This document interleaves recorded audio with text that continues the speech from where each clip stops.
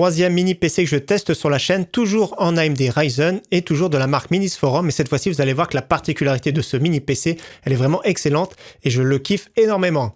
Salut tout le monde, c'est Flo et j'espère que vous avez la forme. Donc mini PC classique, comme on connaît beaucoup maintenant, en AMD Ryzen, c'est ça la grosse particularité. Donc c'est une plateforme en B550, donc une petite carte mère très moderne B550. Mais vous allez voir que sa grosse particularité, c'est quoi? C'est son dock ici qui est inclus. Donc un dock pour pouvoir rajouter très facilement une carte graphique de votre choix. Donc c'est le gros avantage de ce mini PC que je vais vous présenter. Donc vous pourrez commencer avec un mini PC comme ça directement. Plus tard, quand vous aurez plus de budget, rajouter une carte graphique pour jouer sans problème à tous les jeux du moment. Et donc avant de faire le tour complet de ce mini PC, ce que je préfère, c'est commencer par vous parler des tarifs. Donc là, concernant les prix ici, nous avons un prix de base de 309 €, c'est-à-dire avec le boîtier, la carte mère, l'alimentation et le petit dock ici en supplément. Donc là, c'est le prix de base 309 €. On peut rajouter un processeur au choix, donc le Ryzen 7 4700G, 469 €. Je vous conseille fortement, beaucoup plus performant, le Ryzen 7 5700G, donc 559 €. Et donc également, je trouve que c'est pas trop cher les options. Donc 16 Go de RAM, 256 de SSD, 649 €. Moi, c'est celui-ci que j'ai, le 16 Go plus 512 de SSD, 669 €, c'est celui que j'ai. Et bien sûr, comme d'habitude, je mets le lien en description. Donc ici, on voit une carte mère vraiment très complète avec beaucoup de ports. Déjà d'origine, il y a 2 HDMI, un DisplayPort, 4 USB 3.0, casque et micro, de l'Ethernet, du Wi-Fi et en plus de ça de l'USB Type C, donc une connectique très complète. Donc inclut également le système de refroidissement, le boîtier, un look aluminium mais c'est pas l'aluminium, il est vraiment super bien ventilé, je vais vous parler des performances du refroidissement. Et donc sa grosse particularité, ça va être ça, le petit dock supplémentaire. Il suffit d'enlever les 2 petites vis ici pour avoir accès au PCI Express. Donc après, il suffit de clipser sur le dock ici. Il y a 2 petites vis pour sécuriser sans problème. Vous connectez ici votre carte graphique, celle de votre choix. Moi, c'est une RTX 3060, j'ai fait des tests avec.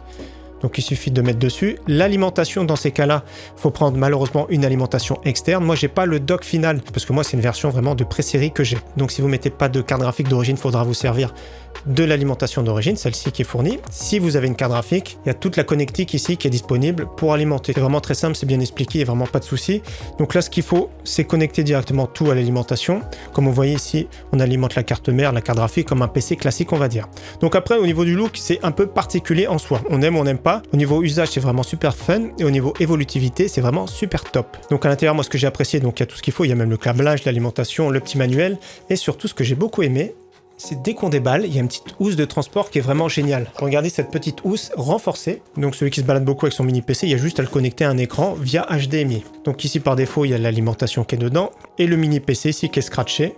Minisforum, voilà. Moi ça j'ai beaucoup apprécié, c'est vraiment top. Celui qui se déplace, c'est comme un petit PC portable, malheureusement il faut un écran bien sûr en plus. Mais rien n'empêche de le connecter sur une télé par exemple. Donc au niveau caractéristiques, comme j'ai parlé tout à l'heure, donc toutes les versions ont le Wi-Fi. Il y a dans mon version un petit SSD ici avec un radiateur de 512 Go. C'est vraiment top, hein, j'ai démonté ce PC. Il y a 2 barrettes de 16 Go en DDR4 3200.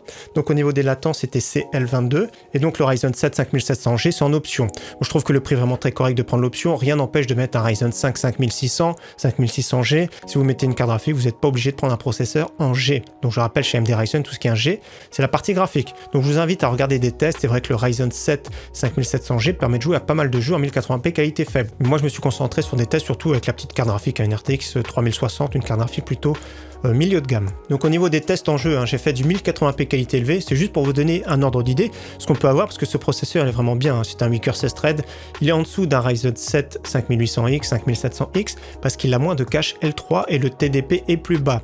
Donc on va parler justement au niveau des performances parce que ce petit système de refroidissement intégré est vraiment excellent. Donc déjà au niveau performance, j'ai fait Halo Infinite 100 FPS de moyenne. J'ai testé également sur Apex 130 FPS de moyenne, donc c'est vraiment très stable, il n'y a vraiment pas de souci. Le Rainbow Six Siege, c'est 323 FPS de moyenne, donc là, franchement, c'est top. Tout ce qui est jeu compétitif comme CSGO, Valorant, etc., il y a vraiment zéro souci. J'ai testé également sur Warzone 110 FPS de moyenne, c'est vraiment super bien. Et j'ai fait un jeu solo, Tomb Raider, 122 FPS, hein, toujours pareil, 1080p en élevé. Donc là, il n'y a vraiment pas de souci. Bien sûr, ça va dépendre des performances au niveau de la carte graphique que vous avez. Et donc, au niveau du PC Express, hein, je dis peut-être des bêtises, mais c'est du PC Express 3.0 parce que le Ryzen 7 5700G ne gère pas le PC Express 4.0, sauf erreur de ma part, bien sûr. Au niveau des autres tests de performance que j'ai fait, c'est le fameux 3D Mark, hein, donc 8784 points. Au niveau Cinebench R23, 11 904 points, donc c'est vraiment en dessous d'un Ryzen 7 5800X, mais c'est vraiment super correct. Au niveau des températures maximum que j'ai eu, le processeur 69 degrés, c'est vraiment top. Au niveau de la carte graphique, ce sera vraiment au cas par cas, 71 degrés pour mon cas. Donc au niveau consommation, au repos, 70 watts. Quand on fait un Cinebench R23, par exemple, 90 watts. Et en jeu, moi je suis monté jusqu'à 250 watts. Au niveau du bruit, c'est vraiment le top, agréablement surpris. Super silencieux au repos, 32 décibels. 32 décibels, de toute façon, c'est vraiment peu audible. En charge un petit peu, surtout sur Cinebench, je pensais qu'il allait accélérer à fond, 34 décibels. Alors là, franchement, au niveau refroidissement, excellente surprise. Bien sûr, si vous achetez sans processeur, si vous mettez par exemple un Ryzen 5 5600, il chauffera encore moins. Donc là, franchement, c'est top. Agréablement surpris du système de refroidissement. Donc c'est le troisième PC que je teste de la marque, mais c'est le plus silencieux et le plus performant. Donc pour conclure, c'est un mini PC très puissant de base. Et ce que j'aime beaucoup, voilà, c'est ce dock. Après, au niveau du look, c'est pas top, surtout les câbles blancs, mais au niveau fonctionnalité, c'est vraiment excellent. Parce que rien n'empêche de commencer à jouer avec ce mini PC et de le faire évoluer par la suite. La version finale du dock aura un emplacement pour l'alimentation. Moi, j'ai mis une alimentation de type SFX, donc ici Cooler Master, mais après, vous faites ce que vous voulez. Si vous voulez un format ATX, sans problème. Et donc, dernière précision sur ce mini PC, c'est qu'on peut le fixer directement derrière un écran. Donc, j'ai beaucoup aimé ce mini PC, très silencieux, évolutif. Donc, deux défauts sur ce mini PC que j'ai repéré, hein, c'est le câblage qui est blanc. Le défaut, bien sûr, c'est le dock, mais il sera évolué sur la version finale qui va sortir à partir de mi-juin. Et autre défaut, c'est le cache ici PCI Express, qui a des vis qui sont vraiment très petites. J'aurais bien voulu avoir un petit tournevis comme celui-ci qui soit fourni directement dans le bundle.